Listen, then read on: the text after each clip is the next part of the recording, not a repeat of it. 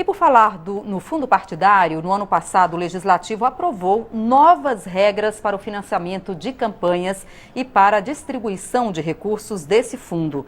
As alterações, que já começaram a valer nas eleições desse domingo, provocaram mudanças na forma como as campanhas são feitas.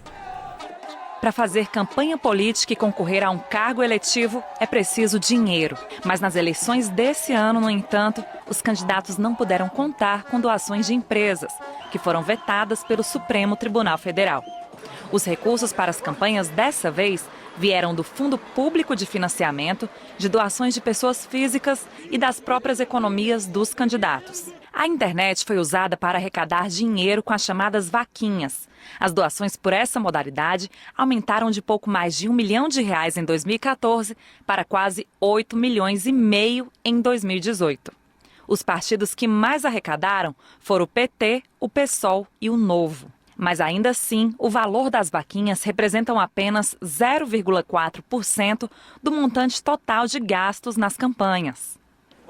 Para deputado federal, o valor máximo que o candidato podia doar para sua própria campanha era o teto de gastos permitido para este cargo, R$2,5 milhões. Dos números apurados pelo TSE até o momento, a média de arrecadação pela campanha de um deputado eleito foi de R$ 937 mil. A esmagadora maioria dos recursos investidos nas campanhas, 86% do total, tem origem em doações dos próprios partidos. Em segundo lugar, vem as doações de pessoas físicas, com 7%, seguidas pelos recursos dos próprios candidatos, que representam 4%. As demais modalidades, como doações pela internet, vaquinhas virtuais, doações de outros candidatos, rendimentos de aplicação financeira e de origem não identificada, não chegam a 2%. Houve um redirecionamento das campanhas. As campanhas tiveram que ser mais inteligentes e de menor custo.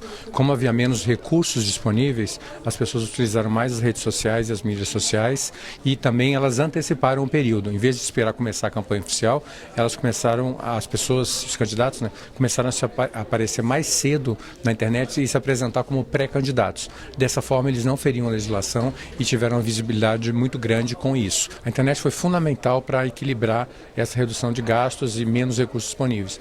Então, praticamente todos os candidatos tiveram que fazer uma campanha bem intensiva na internet, tiveram que usar bastante as mídias sociais. Alguns tiveram mais êxito do que outros.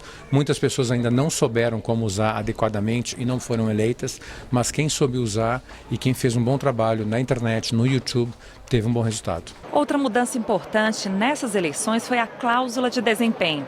A partir de 2019, somente os partidos com no mínimo 9 deputados eleitos, ou 1,5% dos votos válidos para a Câmara, distribuído em pelo menos 9 estados, poderão receber recursos do fundo partidário.